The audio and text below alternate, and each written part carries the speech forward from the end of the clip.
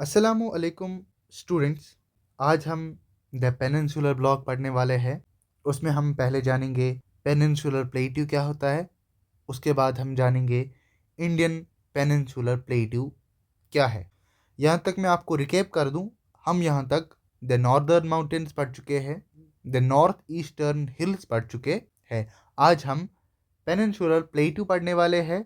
Peninsular plateau में हम पहले प्लेट्यू की डेफिनेशन जानेंगे, पेनिनसुला की डेफिनेशन जानेंगे। उसके बाद हम आएंगे द इंडियन पेनिनसुला प्लेट्यू के रिलेटेड पढ़ने। पहले पेनिनसुला के रिलेटेड बात करते हैं। सिंपली आप याद रखोगे कि ये एक ऐसा लैंड मास होता है जिसके 3 साइड से पानी होता है। Peninsula is simply a land, 3 sides are surrounded by water.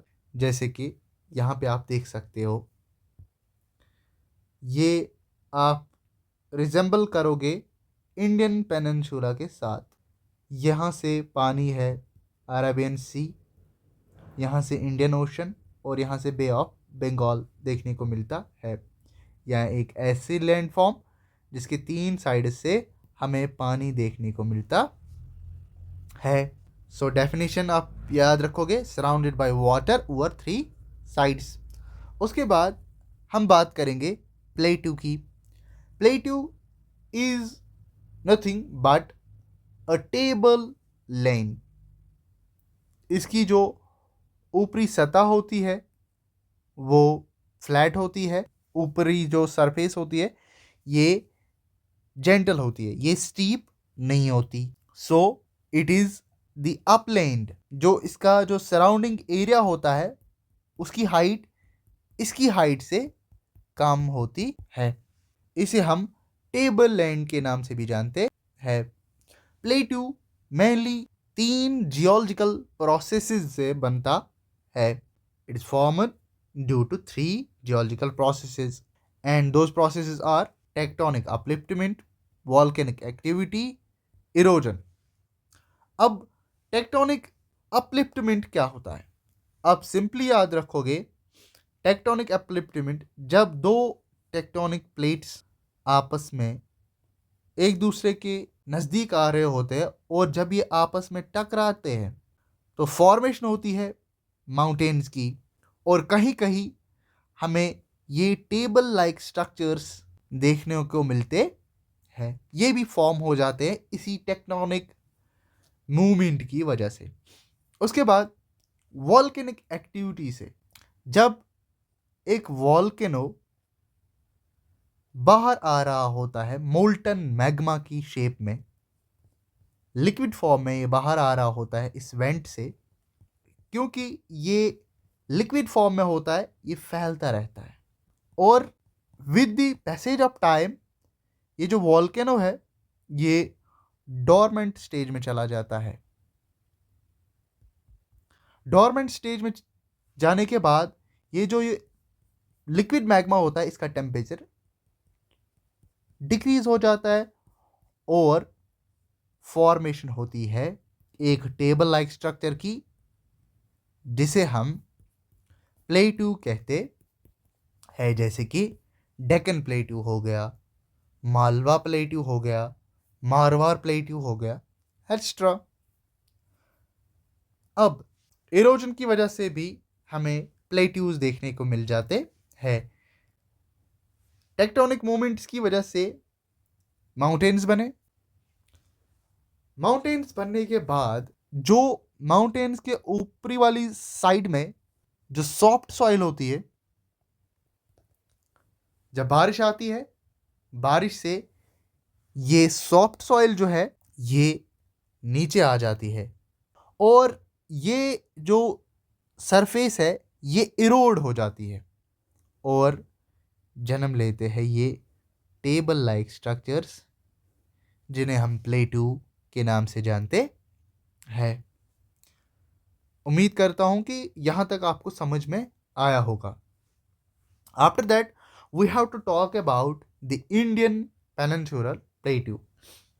First of all, we will draw the map of Indian peninsular plateau. After that, we will talk about it. So let's get started.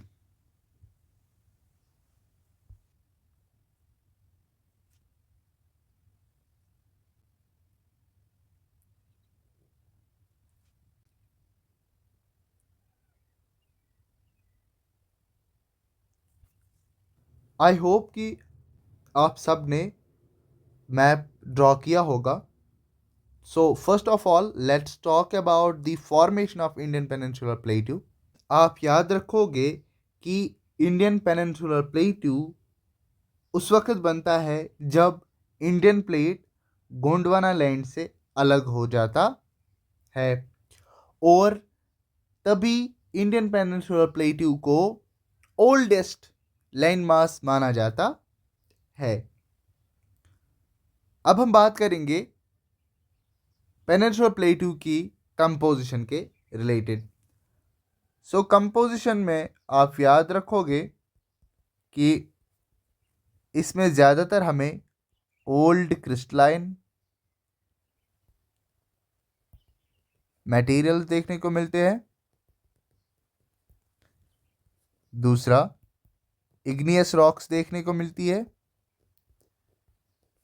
तीसरा, metamorphic rocks देखने को मिलती है. Igneous rocks लावा से form होती है due to the volcanic activity, और metamorphic rocks igneous and sedimentary rock से बनती है ड्यू टू कंप्रेशन. फिर से इंडियन पेनिनसुलर प्लेट्यू पे आते हैं.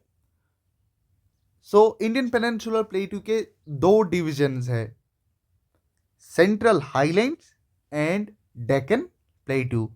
This one is central highlands and this one is Deccan Plateau.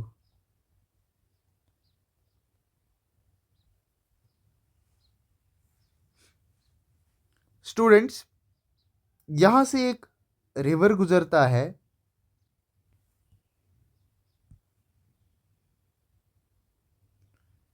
जिसका नाम नर्मदा है.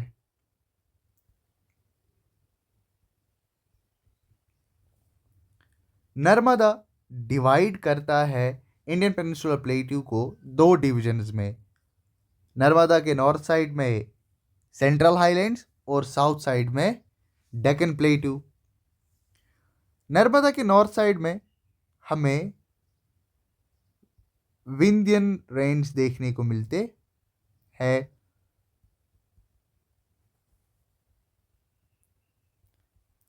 और साउथ साइड में सतपुरा रेंज देखने को मिलते हैं. सतपुरा के साउथ साइड में एक और रिवर गुजरता है जो पैरेलली फ्लो करता है नर्मदा के, जिसका नाम होता है तापी. तो हमें बस याद रखना है यहाँ पे कि नर्मदा स्प्लिट करता है इंडियन पेनिनसुलर प्लेट्यू को दो पार्ट्स में, the central highlands and the Deccan plateau. Vindhyans के नॉर्थ वेस्ट साइड में एक और रेंज देखने को मिलता है जिसे हम अरावलीज के नाम से जानते हैं.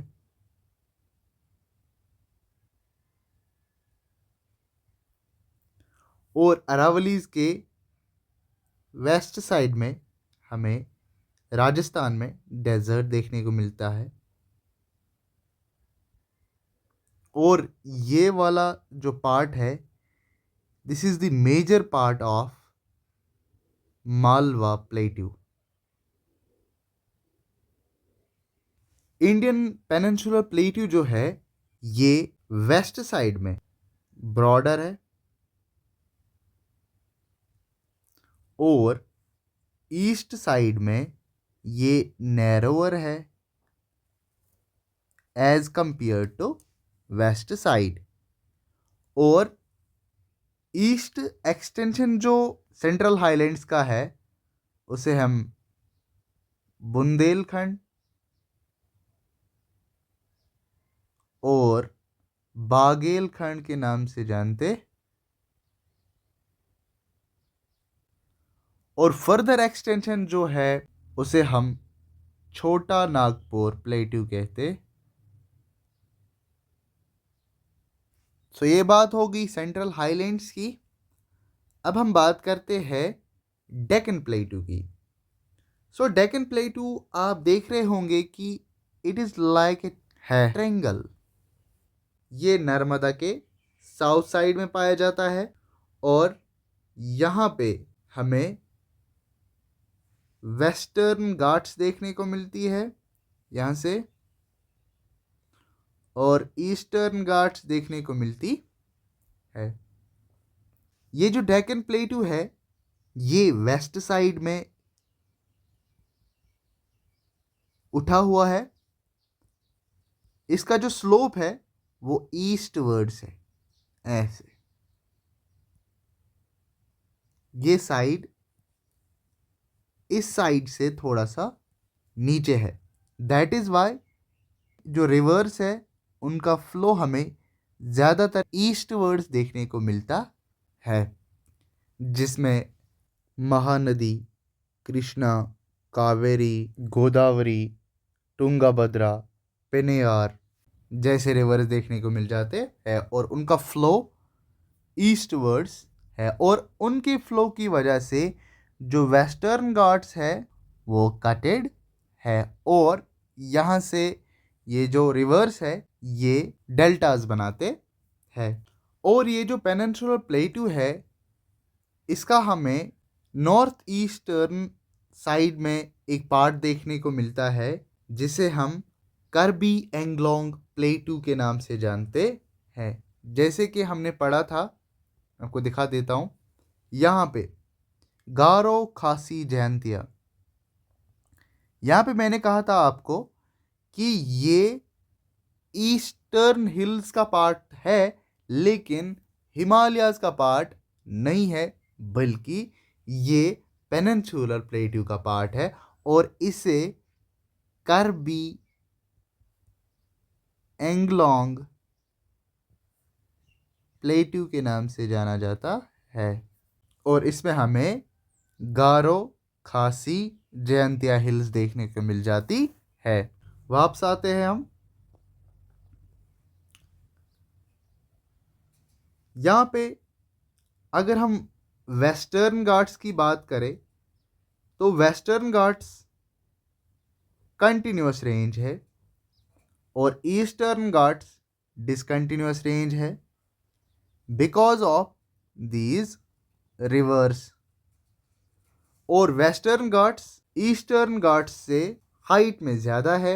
और अगर हम वेस्टर्न घाट्स के हाईएस्ट पीक के बारे में बात करें तो वो रहने वाला है अनाईमुदी,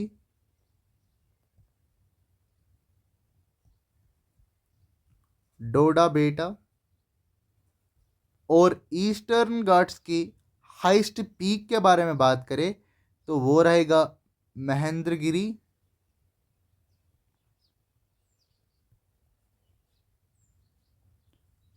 यहाँ पे हमें हिल्स देखने को मिल जाती है। इन हिल्स के बारे में नीचे हम बात करेंगे। So let's draw the map first.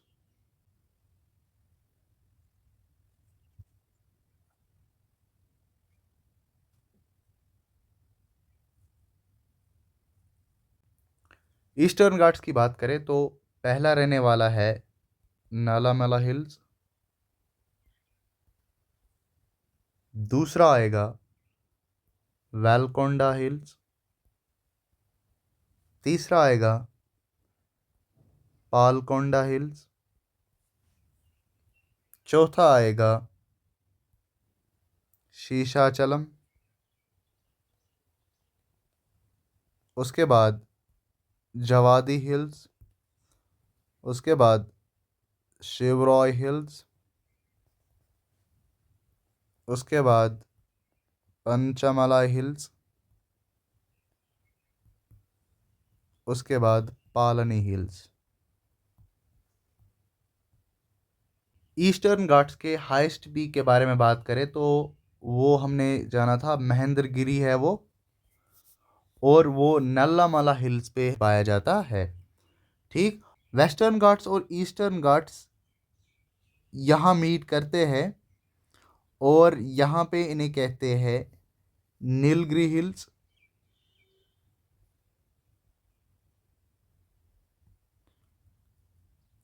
और वेस्टर्न घाट्स का हाईएस्ट पीक जो है वो यहीं पे है, अन्नामलाई हिल्स पे।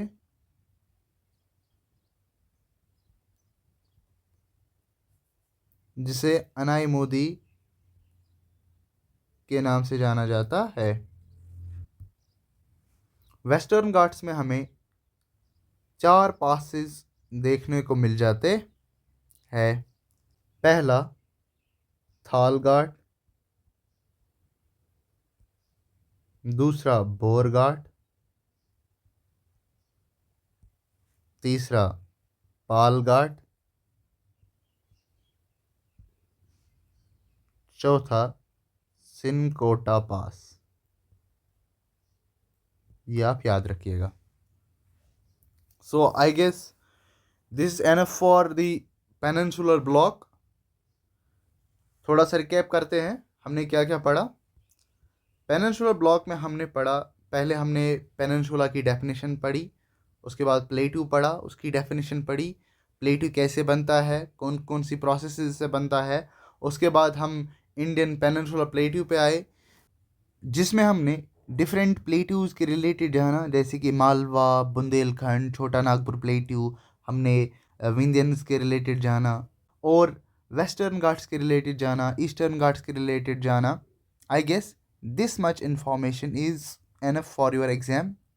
इन सब पॉइंट्स को अगर आप याद रखोगे और यही सब पॉइंट्स अपने आंसर में लिखोगे, I guarantee you if it comes 20 marks question you can answer it easily. So thank you for today. मिलते हैं दूसरे लेक्चर में इंशाल्लाह।